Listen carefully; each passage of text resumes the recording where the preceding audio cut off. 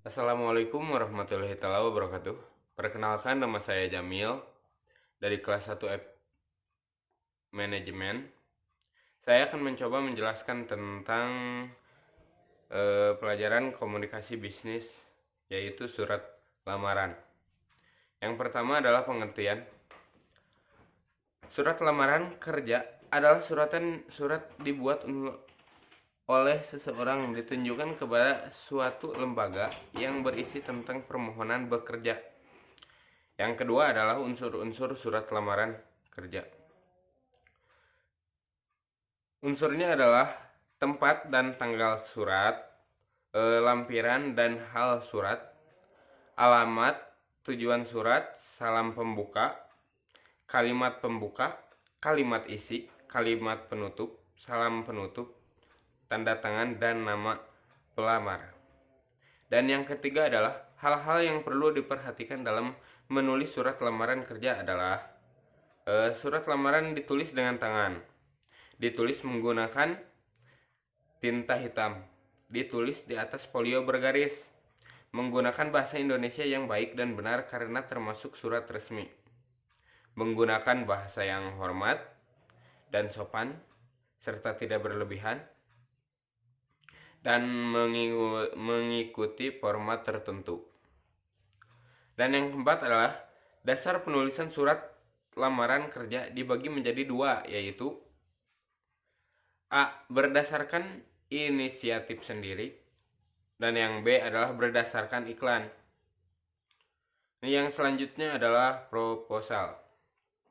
Pengertian proposal adalah rencana yang dituangkan dalam bentuk rencana kegiatan dalam bentuk tulisan dan jelas secara sistematis dan terperinci.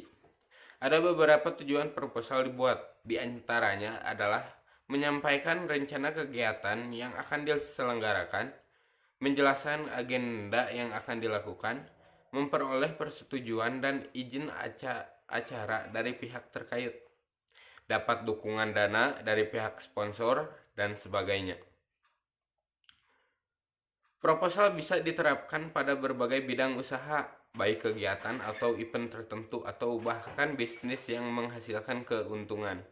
Beberapa jenis proposal yang paling sering dibuat misalnya proposal kegiatan, proposal bisnis, proposal penelitian, dan proposal proyek. Struktur proposal.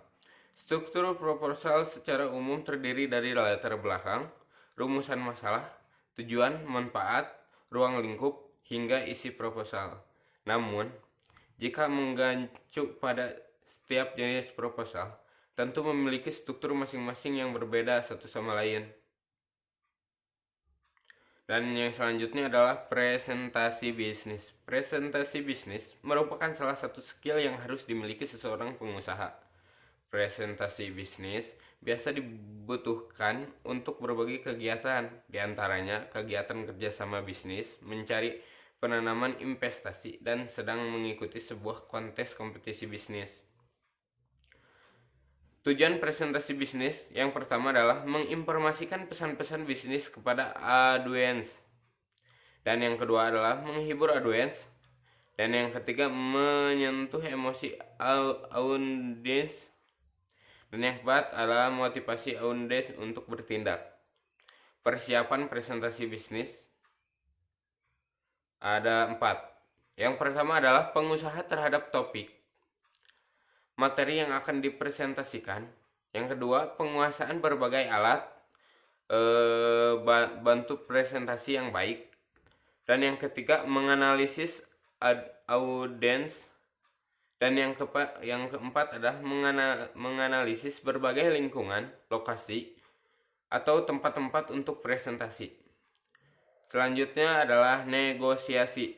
Adalah suatu cara yang digunakan untuk menjembatani dua kepentingan yang berbeda, misalnya diantaranya penjual dan pembeli, untuk mendapatkan kesepakatan antara kedua pihak yang sama mendapatkan kepuasan.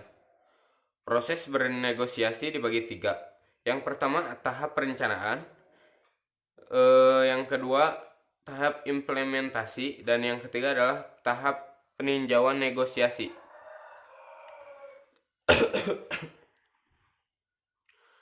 Keterampilan bernegosiasi.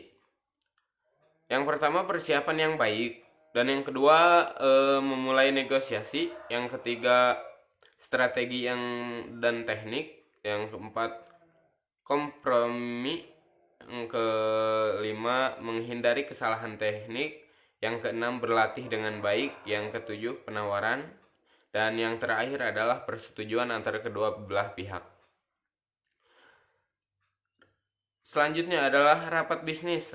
Rapat bisnis didefinisikan sebagai bentuk pertemuan dua orang lebih atau tepatnya baik di dalam maupun di luar kantor untuk membahas hal-hal yang berkaitan dengan kegiatan bisnis.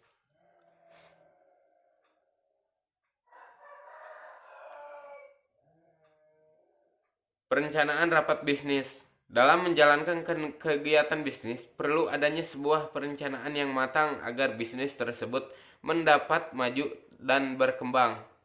Perencanaan atau bisa disebut dengan planning, bisnis yang baik dan membantu mempermudah pencapaian tujuan yang dikehendaki. Penulis laporan bisnis oleh suatu perusahaan adalah: yang pertama, untuk memonitor dan mengendalikan operasional perusahaan. Kedua adalah untuk membantu mengimplementasikan kebijakan-kebijakan dan prosedur-prosedur yang telah ditetapkan perusahaan. Dan yang ketiga, untuk mendokumentasikan presentasi kerja yang diperlukan, baik untuk keperluan internal maupun eksternal. Keempat, untuk memenuhi persyaratan-persyaratan hukum dan peraturan-peraturan yang berlaku bagi perusahaan. 5. Untuk memperoleh sumber perdanaan. Dan yang keenam adalah untuk menganalisis informasi dan memberikan bimbingan bagi pengambilan keputusan-keputusan atas isu-isu tertentu. Karakteristik laporan singkat. Kebanyakan laporan singkat hanya mencakup materi pendukung yang relatif sedikit bagi pencapaian komunikasi yang efektif. Laporan singkat itu sendiri dapat berbentuk memo maupun surat yang terdiri atas 2 halaman laporan singkat. Laporan singkat itu sendiri dapat diartikan laporan yang hanya mencakup materi pendukung yang relatif sedikit bagi pencapaian komunikasi yang efektif. Laporan singkat dapat membentuk memo maupun surat yang terdiri atas 2 halaman laporan singkat.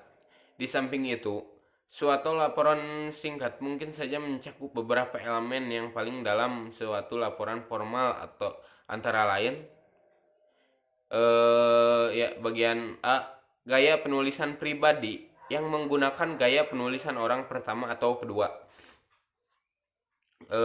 Bagian B adalah menggunakan grafik untuk menekankan penulisan.